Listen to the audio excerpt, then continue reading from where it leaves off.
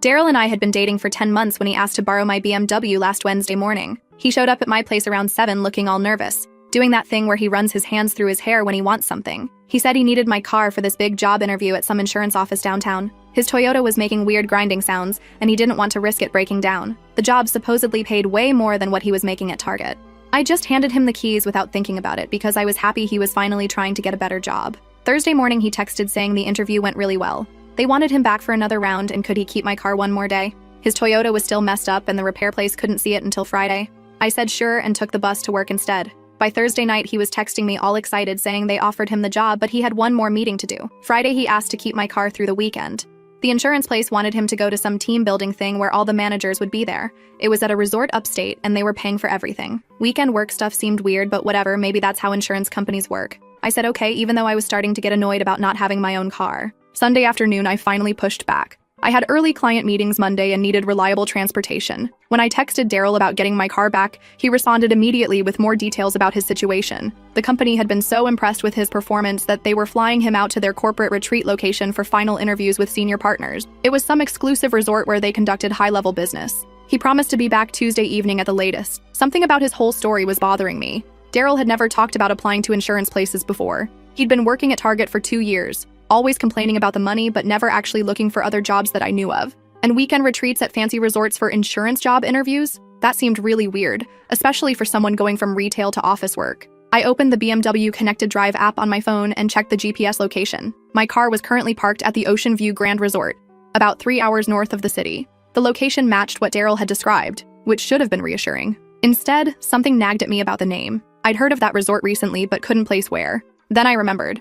Scarlett Morrison, a girl from Daryl's college that I'd seen him exchange Instagram likes with occasionally, had been posting stories from somewhere scenic all weekend. I opened Instagram and scrolled back through her recent posts. Saturday morning showed her at a pool overlooking the ocean. Saturday afternoon featured expensive cocktails against a sunset backdrop. Saturday night was dinner at what looked like an upscale restaurant. Sunday morning she'd posted a story that made me sick. It showed a set of BMW keys sitting on a marble countertop, photographed from above with perfect lighting. The caption read, "Best boyfriend ever surprised me with this getaway." The key fob in the image was unmistakably mine. I'd scratched my initials into the black leather with a penknife years ago when I first got the car, and the small scar was clearly visible in her photo. I called in sick Monday morning and drove my dad's pickup truck north toward the resort. The 3-hour drive gave me time to process what I discovered. Daryl wasn't at any job interview. He was on a romantic weekend getaway with Scarlett, using my car and apparently my money to finance it. The elaborate story about insurance offices and corporate retreats had been pure fiction designed to keep me from asking questions. The resort looked exactly like it did in Scarlett's Instagram posts. Fancy as hell with valet parking and marble everywhere. I found my BMW in the parking lot. Seeing it there being used for someone else's romantic trip made everything feel real in a way the Instagram photos hadn't. I walked into the lobby and spotted them right away through the big windows looking out at the pool. Daryl had his arm around Scarlett and she was taking selfies with the ocean behind them. They were laughing and looked super comfortable together. This definitely wasn't their first time hanging out like this. There was a bar that looked out at the pool area with just glass walls between. I ordered a drink and sat where I could see their table perfectly. The bartender mentioned that Monday afternoons were always dead since most weekend people had already left. Only a few people were still around, which meant I could hear everything they were saying. Scarlett was scrolling through her phone, showing Daryl something that made him grin. Then he pulled out his own phone and started showing her what appeared to be text messages. Their voices carried clearly through the quiet space. "My ex is so pathetic and desperate, she'd give me her organs if I asked," Daryl said, holding up his phone so Scarlett could read the screen. "Some people are just born to be used. Watch. I'll text her right now asking for more money and she'll send it without question." Scarlett leaned closer to read whatever he was showing her, then threw her head back, laughing. "You're so bad. Does she really think you love her after all this time?" Daryl shrugged and began typing something on his phone. "She's too stupid to realize I've been using her credit cards to pay for our dates. Hell, I even used her airline miles to book this entire trip. The girl pays for everything and thinks it means we're building a future together." I started recording on my phone the second Daryl mentioned using me. I kept my hands steady and held it under the bar. Everything was coming through crystal clear because it was so quiet and they were sitting pretty close to the glass. Scarlett was loving every detail and kept asking more questions about how long he'd been scamming me and what else he'd gotten away with. Daryl was bragging about expensive dinners where I'd paid, weekend trips where he'd forgotten his wallet, even clothes he'd bought with my credit cards. It was all just a game to him, seeing how much he could get from someone who actually trusted him. My phone buzzed with an incoming text. I glanced down to see a message from Daryl asking for $500 for some emergency expense at the retreat. Something about unexpected fees and his card being declined. He needed the money transferred right away or there would be problems with the company. He was literally texting me for money while sitting 20 feet away, calling me pathetic to another woman. I watched him show Scarlett the message before hitting send, both of them dissolving into laughter at my expense. She made some comment about my gullibility, while he predicted exactly how quickly I'd respond with the requested funds. See?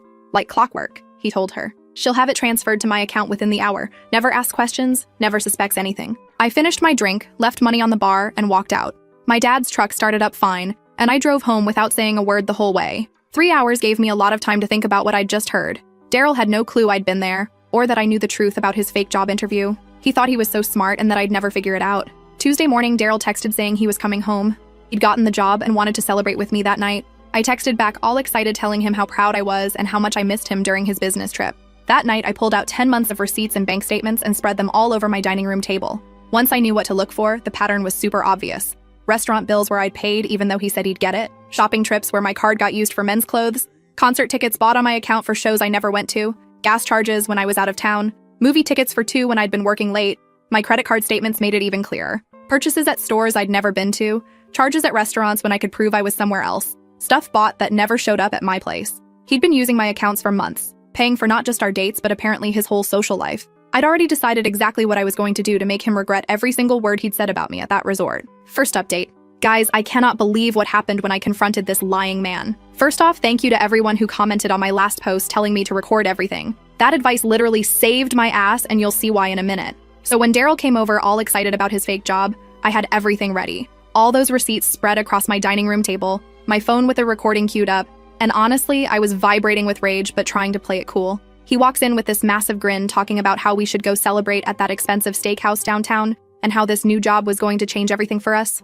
I told him to sit down because we needed to talk. The second his eyes hit those credit card statements, his whole face changed, like watching someone realize they just stepped in quicksand. But instead of coming clean, this absolute moron tried to double down on his great story. He starts going off about how those charges were all legitimate, how he'd been planning to pay me back once his first paycheck came in, how his new job had these weird expense policies that required employees to front their own money. I'm sitting there listening to him pile lie on top of lie, and I'm like, does he actually think I'm this stupid? So I played the recording, the entire thing. All 15 minutes of him and Scarlett laughing about how pathetic and desperate I am, how I'd give him my organs if he asked, how he's been using my credit cards for months. The part about using my airline miles for their romantic getaway, everything. You should have seen his face when he heard his own voice calling me too stupid to realize what he was doing. It was like watching someone's soul leave their body in real time. But instead of apologizing or showing any remorse, know what this psychopath did? He got angry. At me. For recording him. He starts screaming about how I violated his privacy, how I had no right to spy on him, how recording someone without consent is illegal. I'm like, are you kidding me right now? You steal my money and my car for a secret weekend with another woman and you're the victim here? But it gets so much worse. He tried to convince me that everything I heard was taken out of context, that he and Scarlett were just joking around, the guys sometimes say stupid shit to impress girls, that he never actually meant any of it.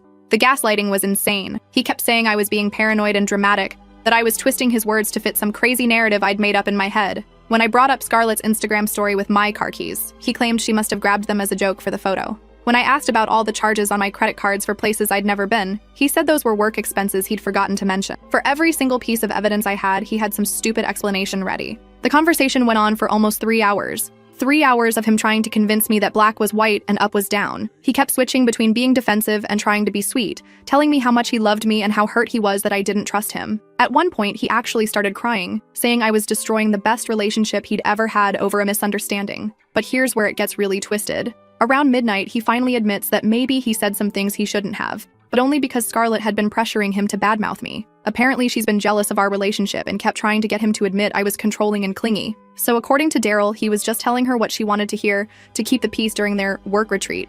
I asked him why the hell he'd need to keep the peace with some random girl from college during his job interview. That's when more truth started coming out. Turns out Scarlett works at some company and had supposedly recommended him for a position there. The resort weekend wasn't with his new job at all. It was some networking event for young professionals that Scarlett had invited him to. But even that was bullshit because when I pressed him for details about this job, he couldn't give me anything concrete. No company name, no job description, no interview dates, just vague nonsense about opportunities and how connections matter more than experience. Finally, around 2 in the morning, I told him I was done listening to his lies. I wanted my car keys back immediately, and I wanted him to transfer money back to my account to cover all those fraudulent charges. That's when he completely lost it and showed me who he really was. He starts yelling about how I'm the one using him, how he's been doing me favors by dating someone like me, how I should be grateful he even wants to be seen with me in public. Real charming stuff. He said I was lucky to have a guy who was willing to let me pay for things since most men would never put up with a controlling girl who keeps receipts and spies on her boyfriend. The verbal abuse went on for another hour. Every insecurity I'd ever shared with him, every vulnerable moment from our 10 months together, he weaponized all of it. Called me clingy, desperate, pathetic, said I was so afraid of being alone that I'd pay any amount to keep a man around. He said the only reason he stayed with me as long as he did was because I made his life easier and more comfortable. But the thing that really got to me was when he said I'd never find anyone else who would put up with me, that I was damaged goods and should stop pretending I deserved better treatment. That normal women don't keep spreadsheets of their boyfriend's spending or follow them around with GPS apps. By 4 in the morning, I was completely drained, but also crystal clear about what needed to happen. I told him he had until Friday to pay me back every penny he'd stolen or I'd be taking legal action. He laughed and said good luck proving anything since he could claim all those purchases were gifts or expenses I'd agreed to cover. He finally left around sunrise, but not before informing me that he'd be keeping my car until Sunday since his Toyota still wasn't fixed, and he had important meetings all week. Just walked out with my keys like he owned the damn thing. The absolute fucking audacity of this man thinking he could continue using my stuff after everything that happened. But joke's on him because I'd already planned for this exact scenario. Remember how I mentioned my dad's pickup truck? Well, Dad works for the county sheriff's department. Not as a deputy, but he's been doing their fleet maintenance for 22 years. He knows every cop, detective, and administrator in the building. When I called him Thursday morning and explained the situation, he didn't even hesitate. Turns out when someone takes your car without permission and refuses to return it, that's called theft. Doesn't matter if you initially gave them the keys or if you're dating. Once they refuse to give it back, it becomes a crime. Dad helped me file a report Thursday afternoon and explained exactly what would happen next. Friday morning around 10, Daryl's probably sitting in some coffee shop or wherever the hell he goes during the day when 2 deputies roll up and inform him that the BMW he's driving was reported stolen. Can you imagine his face when he realized I wasn't bluffing about taking legal action? But wait, there's more.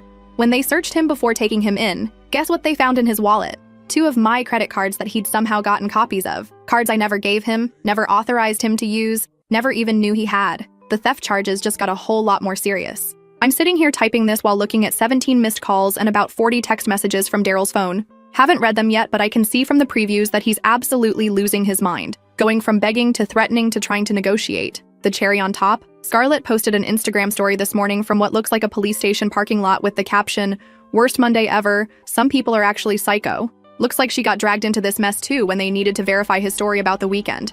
I know some of you are going to say I went too far, but honestly, fuck that noise. This man stole from me for months, lied to my face repeatedly, used my car for a romantic getaway with another woman, called me pathetic and desperate behind my back, and then had the nerve to verbally abuse me when confronted with evidence of his crimes. Actions have consequences, and maybe next time he'll think twice before targeting someone he assumes is too weak or stupid to fight back. But this saga isn't over yet, because now I have to deal with his family blowing up my phone asking me to drop the charges. Second update. Oh my god, you guys. The drama that has unfolded since my last post is absolutely cinema. I thought having Daryl arrested was going to be the end of it, but apparently that was just the beginning of this nightmare. His entire family has declared war on me, and the level of manipulation and guilt-tripping is honestly impressive in the worst possible way. So first, let me tell you about those 17 missed calls I mentioned. I finally listened to them. And this man went through every stage of grief in the span of 6 hours. Started with confusion and hurt, moved to anger and threats, then bargaining and promises, and finally just straight up sobbing and begging. The progression was actually kind of fascinating to watch if it wasn't so pathetic. The first few messages were him trying to convince me this was all a huge misunderstanding, that he was just borrowing my car and had every intention of returning it, that the credit cards thing was complicated, but he could explain everything if I just bailed him out. Classic Daryl thinking he could talk his way out of anything with enough bullshit and charm. By message number 8, he was getting nasty, telling me I was being vindictive and cruel, that I was destroying his life over petty relationship drama, that I was too immature to handle adult problems and was running to daddy to solve my problems for me. Real rich coming from someone who literally stole my money to impress another woman, but okay, Daryl. The last few messages were just pure desperation, crying, saying he loved me more than anything, that Scarlett meant nothing to him and he was just trying to network for his career, that he'd never forgive himself if I didn't give him another chance. The manipulation was so obvious, but part of me felt bad listening to someone I'd cared about completely fall apart. But then his mother called me, Connie. I'd met her maybe 3 times in 10 months and she'd always been polite but distant. Now suddenly she's calling me at 7 a.m. sobbing about how I'm ruining her baby boy's life over nothing. The conversation lasted almost 2 hours because Connie is one of those people who won't let you get a word in, but also expects you to respond to everything she says. She kept going on about how Daryl made a mistake, but doesn't deserve to have his whole future destroyed. How he's been struggling since his dad died 5 years ago and sometimes makes poor decisions when he's stressed or confused. I tried explaining that this wasn't just a mistake, that he'd been stealing from me for months while lying to my face and humiliating me behind my back. But Connie kept interrupting with more excuses. He's young and stupid. Boys mature slower than girls. He comes from a broken home. He's never been good with money. The job market is hard, and he was just trying to impress the wrong people. Every single thing I brought up she had some justification for. The credit card charges? He probably thought I wouldn't mind since we were in a serious relationship. The lies about the job interview? He was embarrassed about his real situation and didn't want to disappoint me. The recording of him calling me pathetic? He was just venting to a friend and didn't mean any of it.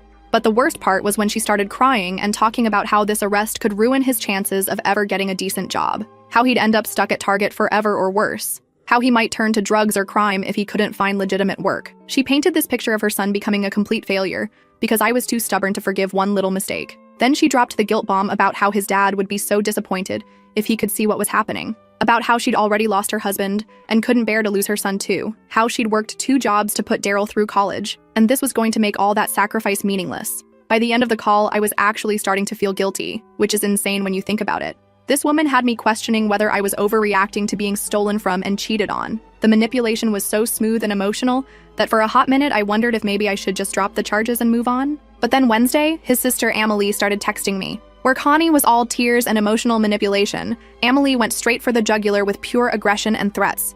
She told me I was a psycho bitch who was trying to destroy an innocent man because I couldn't handle being dumped. That everyone in their family knew I was crazy and controlling and they'd been waiting for Daryl to wise up and leave me. The texts just kept coming all day. Amelie telling me that Daryl had confided in her about how suffocating our relationship was, how I monitored his spending and tracked his location like some kind of stalker, how he'd been planning to break up with me for weeks, but was afraid of how I'd react.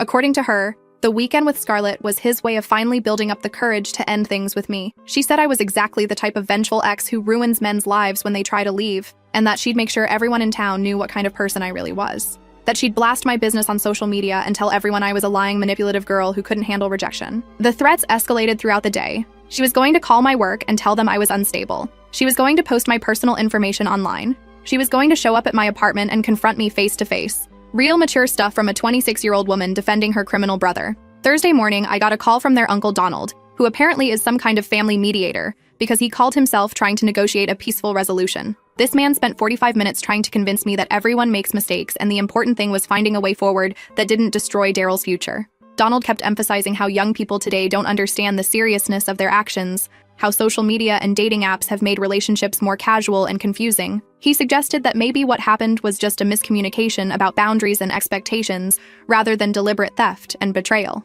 He offered to have Daryl pay me back in installments and do some kind of community service, instead of facing criminal charges. Kept talking about restorative justice, and how punishment should be about making things right rather than revenge. The whole conversation felt like he was trying to negotiate a business deal, rather than addressing the fact that his nephew is a lying thief. But here's where things got really twisted. During our conversation, Donald let slip that this isn't the first time they've had to clean up Daryl's messes. Apparently, when he was in college, he got caught using his roommate's credit card for pizza and video games, but the family convinced the guy not to press charges. And 2 years ago, he borrowed money from his grandmother for rent, and never paid it back. But she wrote it off because family is family. So this pattern of taking advantage of people who trust him isn't new. His family has been enabling this behavior for years by making excuses and cleaning up his messes, instead of letting him face consequences. And now they're trying to do the same thing with me. The most infuriating part is how they keep framing this as me being the unreasonable one. Like I'm some heartless girl who's destroying a good man over a simple misunderstanding. They've completely flipped the script to make Daryl the victim and me the villain in this story. Friday afternoon, Connie called me again, this time with a different approach. She wanted to know if there was anything she could do to make this right, any way to compensate me for the money without involving the police. She offered to pay me back herself if I would just drop the charges against her son. We talked for over an hour about what that would look like. She wanted to set up a payment plan where she'd give me $500 a month until everything was covered. She also offered to make Daryl write me a formal apology and promise never to contact me again. She thought she was being generous and reasonable, but when I told her the total amount he'd stolen was over $4,000, her tune changed completely. Suddenly, she was asking for receipts and proof, questioning whether all those charges were really unauthorized. She wanted to know if maybe some of that money was spent on things for both of us, or if I was inflating the numbers to make Daryl look worse. The conversation turned nasty when I refused to negotiate. She started accusing me of being motivated by spite rather than justice. of wanting to see her son suffer just because he hurt my feeling. She said I was being selfish by not considering how this would affect their whole family, not just Daryl. By the end, she was yelling about how I obviously never cared about Daryl at all if I was willing to destroy his life like this. That a woman who truly loved someone would find a way to work things out instead of running to the police the first time there was trouble in paradise. The manipulation and gaslighting from his entire family has been relentless. They're tag-teaming me with phone calls, texts, and social media messages, all designed to make me feel guilty for holding their precious baby boy accountable for his actions. It's like they all got together and decided the best strategy was to overwhelm me until I caved. But you know what?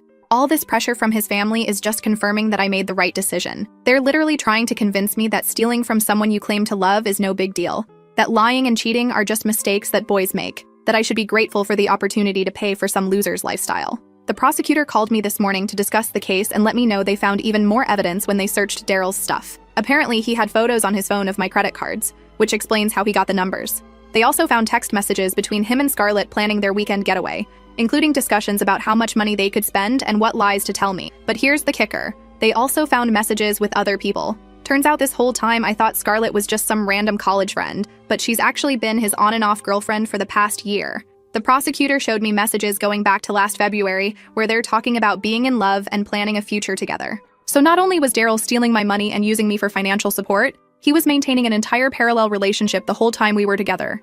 I wasn't just being cheated on, I was literally the other woman in my own relationship without even knowing it.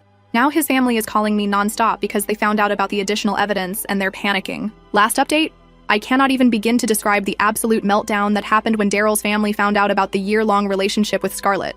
Remember how they were all calling me crazy and vindictive for pressing charges over a simple mistake? Well, turns out their precious baby boy is an even bigger clown than any of us realized. So Saturday morning, Connie calls me sobbing, but this time it's different. She's not trying to guilt trip me or negotiate. She's genuinely devastated because the prosecutor showed them all the evidence. The photos of my credit cards, the messages with Scarlett going back over a year, the detailed planning of their romantic getaways using my money, everything. Connie kept saying she had no idea, that Daryl had told the whole family I was just some girl he was casually seeing while he figured out his real relationship with Scarlett. Can you believe that trash? For 10 months, I thought we were building something serious together, and he was telling his family I was just a casual hookup he was using for money. She was crying about how embarrassed and ashamed she felt, how she'd been defending someone who was living a complete lie. But then, she started asking me questions that made my blood boil all over again. She wanted to know if I'd suspected anything, if there were signs she should have picked up on, if maybe I'd ignored red flags because I was desperate for a relationship. Even when she was supposedly on my side, Connie couldn't help but find ways to make it partially my fault.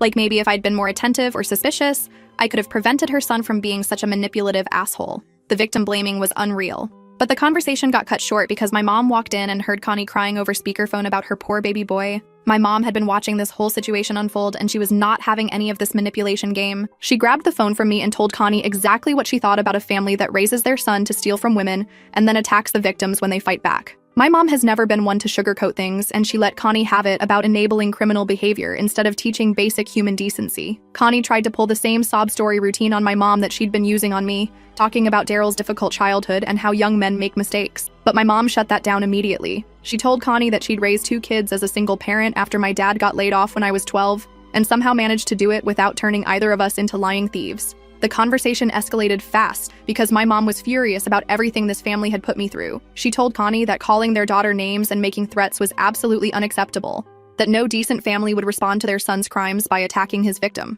My mom also brought up something I hadn't even thought about, how this whole situation was affecting my family's reputation and stress levels. She'd been losing sleep worrying about me, had to take time off work to help me deal with everything, and was sick of watching me get harassed by people who should be ashamed of themselves. When Connie tried to suggest that maybe both families could work together to find a solution that didn't involve the courts, my mom laughed in her face. She told Connie that the time for family mediation was before her son decided to commit multiple felonies, not after he got caught.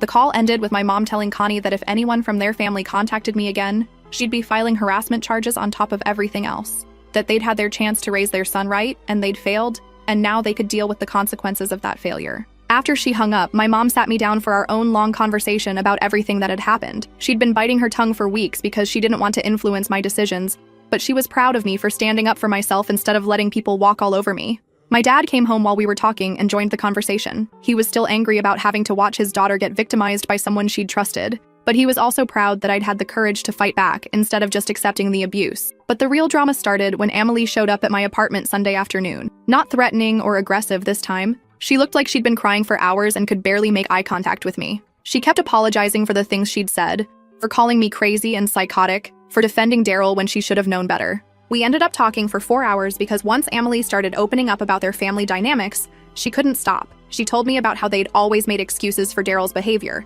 how whenever he got in trouble, they'd blame external factors instead of holding him accountable. She said she'd always had doubts about some of his stories, but never questioned them because keeping family peace was more important than finding out uncomfortable truths.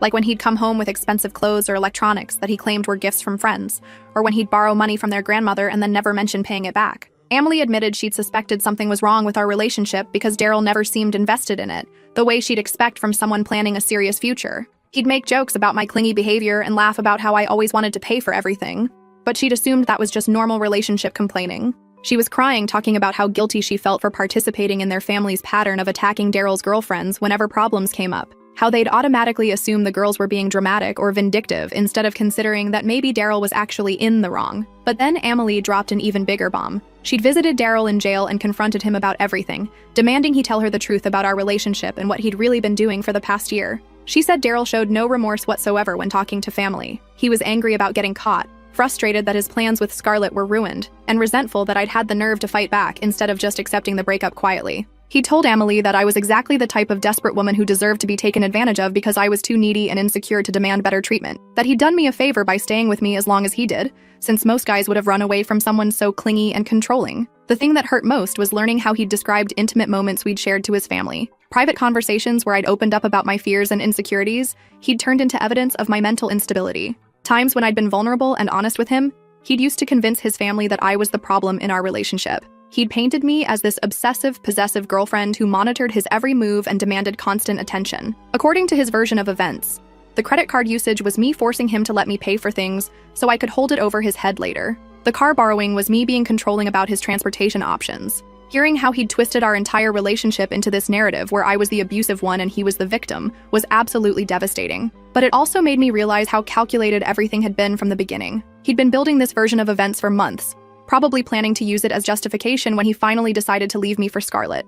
Monday morning, the prosecutor called with an update on the case. They'd offered Daryl a plea deal that would involve him paying back everything he stole plus penalties, doing community service, and staying away from me completely. But he'd rejected it because he still insisted he hadn't done anything criminal. His lawyer was apparently trying to argue that everything was consensual because we were in a relationship, that I'd given him permission to use my accounts and never explicitly revoked that permission. They wanted to frame the whole thing as a civil matter between ex-partners rather than criminal theft. The prosecutor said cases like this were tricky because proving intent to steal in romantic relationships could be challenging. But the recording I'd made at the resort was crucial evidence because it showed Daryl's true mindset and intentions. His own words about using me and targeting my vulnerabilities would be nearly impossible for his lawyer to explain away. Then Donald called me one final time, but his whole approach had completely changed. No more talk about family mediation or restorative justice. He was genuinely desperate and wanted to know what it would take for me to accept a settlement and drop the criminal charges. He offered to pay back double what Daryl had stolen, plus cover any therapy costs or other expenses related to what their family had put me through.